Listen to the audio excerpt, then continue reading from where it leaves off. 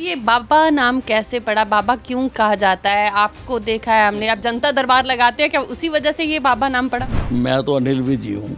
अनिल विज था और अनिल विज ही रहूँगा। लोग किसी भी नाम से बुलाएं, लोगों को हक है। अच्छा विज साहब, नाराज़गी की अगर उसकी बात की जाए, आप लास्ट टाइम तक अभी भी उसी पे अटल हो कि आप सिर्फ कमल के निशान पर चुनाव लड़ रहे हो, आप किसी सीएम चेहरे पे चुनाव नहीं लड़ रहे? कि मैं एज एमएलए रहना चाहता हूँ और मैंने मुख्यमंत्री जी को कई बार ये बात कही थी कि मैं तो एमएलए रह के ज़्यादा अच्छी तरह काम कर सकता हूँ। ओपोजिशन को कैसे देख रहे हैं? अभी तक कोई भी आपके सामने कोई कैंडिडेट खड़ा नहीं कर पाए, अभी तक पूरी सूची जो है वो जारी नहीं की गई कैंडिडेट्स की। भूपिंदर सिंह हुड्डा आ जाए, कोई दिक्कत नहीं है। और उसको भी छोड़ो, राहुल गांधी खुद आ जाए यहाँ से, मैं उसके खिलाफ भी लड़ूंगा। हरियाणा विधानसभा चुनाव की तैयारी तमाम पार्टियों की ओर से जोर शोर से की जा रही है, प्रचार भी जोर शोर से चल रहा है। परंतु आज हम बात करेंगे अम्बाला के एक ऐसे लीडर की जिनको काफी दबंग बोला जाता है और सम्मान में लोग उन्हें बाबा जी भी कहते हैं। हमारे साथ अनिल विज जी मौजूद हैं, अम्बाला कैंट से कैंडिडेट है भाजपा के। विज साहब स्वागत है बहुत। धन्यवाद। विज साहब, तैयारी तो मुझे पूछने की ज़रूरत ही नहीं है कि कैसी है, आपकी तो तैयारी लगातार चलती रहती है। हाँ, नहीं, वो रूटीन में सारा कुछ हमारा संगठन हमेशा तैयार रहता है, तो चुनाव वगैरह कोई खास इवेंट नहीं होता है हमारे लिए। विज साहब, मेरी तो उतनी उम्र भी नहीं होगी जितनी आपने सियासत में निकाल दी है, तो कैसे रहे इतने 60 साल के करीब सियासत कर रहे हो, अब कैसे रहे वो साल पूरे? नहीं, काम करते हैं और मेरा तो नारा ही है, काम किया काम करेंगे। राजनीति में अक्सर जो लोग आते हैं, जहाँ बाहुबली आते हैं, धन बली आते हैं, जहाँ बरादरीवाद के कारण आते हैं, मेरे पास तो इनमें से कोई भी चीज़ नहीं थी। तो मैं तो एक, मेरे पिताजी रेलवे में काम करते थे और मैं भी बैंक में क्लर्क था, तो कोई ऐसा साधन नहीं था, कोई ऐसी पृष्ठभूमि नहीं थी, राजनीतिक पृष्ठभूमि, और समय ने लागे खड़ा कर दिया, तो समय के साथ चल रहा हूँ। अच्छा विज साहब, ये बाबा नाम कैसे पड़ा? बाबा क्यों कहा जाता है? आपको देखा है हमने, आप जनता दरबार लगाते हैं क्या, उसी वजह से ये बाबा नाम पड़ा? अब ये तो पता नहीं क्यों पड़ा, पर मैं तो अनिल विज ही हूँ। अनिल विज था और अनिल विज ही रहूँगा। लोग किसी भी नाम से बुलाएं, लोगों को हक है।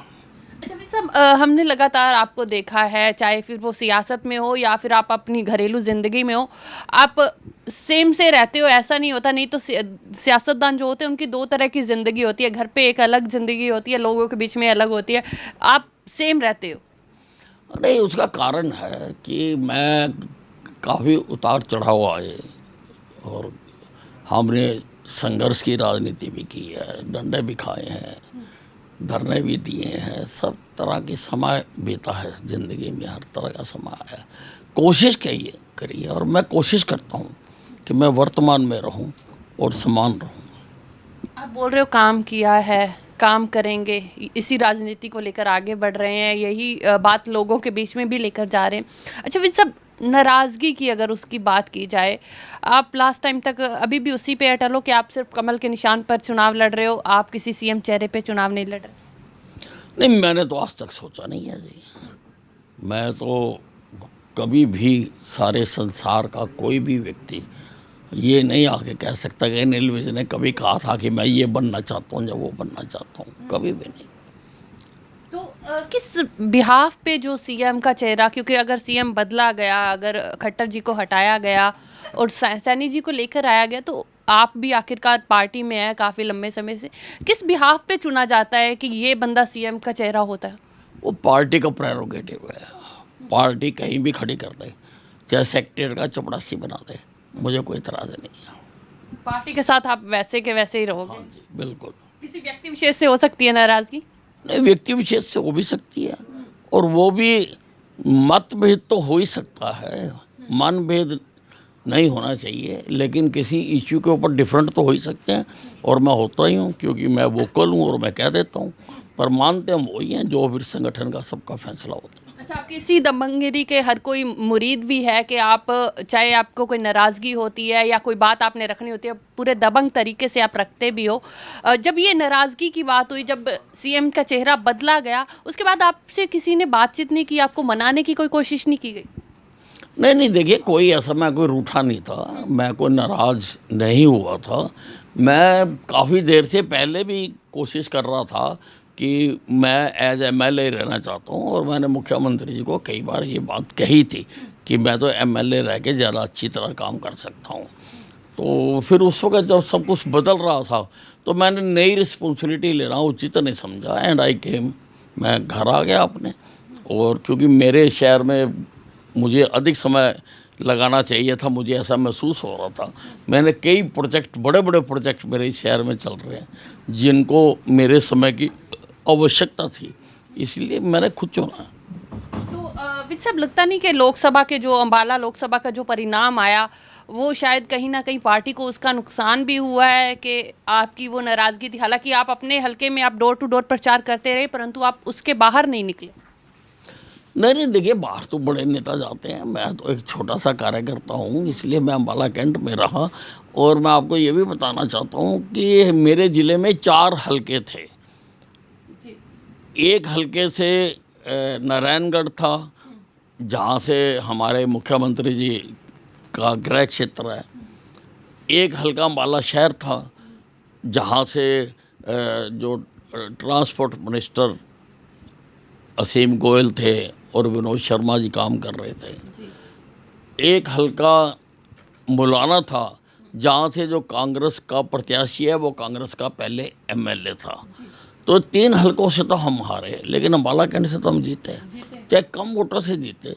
पर जब सारे ज़िले में हार की लहर चल रही है तो उसको मेरे कार्यकर्ताओं ने रोका और हम जीते थे, 4000 से जीते, पर जीते। वही लगता है कि अगर अम्बाला कैंट से भी बाहर जाकर अगर आप प्रचार करते तो हो सकता था, क्योंकि आपका एक इम्पैक्ट जो है वो अलग से, हर एक व्यक्ति की एक विशेषता होती है, अलग से इम्पैक्ट पड़ता है अगर कोई व्यक्ति बात करता है। और विज साहब जब कुछ बोलते हैं तो लोगों को लगता है कि वाकई ये चीज़ होगी। नहीं, सारे लोग लगे हुए थे अपने अपनी जगह पर, और मैं अपनी जगह पर काम कर रहा था। अच्छा विज साहब, ओपोजिशन को कैसे देख रहे हैं? अभी तक कोई भी आपके सामने कोई कैंडिडेट खड़ा नहीं कर पाए, अभी तक पूरी सूची जो है वो जारी नहीं की गई कैंडिडेट्स की। नहीं, कोई ना कोई तो आएगा ही, और मैं तो कहता हूँ कोई आ जाए। मैं तो कहता हूँ कि भूपेंद्र सिंह हुड्डा आ जाए, कोई दिक्कत नहीं है। और उसको भी छोड़ो, राहुल गांधी खुद आ जाए यहाँ से, मैं उसके खिलाफ भी लड़ूंगा। अच्छा, इतना बड़ा चैलेंज कर रहे हो आप? कॉन्फिडेंस है कि पूरा के अम्बाला के लोग आपको नहीं बिल्कुल, अम्बाला के लोग दिखा देंगे एक बार, चाहे वो राहुल गांधी हो चाहे भूपेंद्र सिंह हुड्डा हो। विज साहब, क्या कारण समझ रहे हैं जो अलायंस की अभी भी जो पॉसिबिलिटीज़ हैं कि अलायंस हो सकता है? नहीं, देखिए, बाहरी सहारा हमेशा कमज़ोर आदमी लेता है, ताकतवर कभी नहीं लेता। कांग्रेस ने पहले तो बड़ी बड़ी हाँकी इन्होंने कि हमारे पास कैंडिडेटों की लंबी लंबी लाइनें लग गई हैं, लेकिन अगर लंबी लंबी लाइनें लगी होती तो अब तक तो 90 कैंडिडेट दे देते, क्या दिक्कत थी।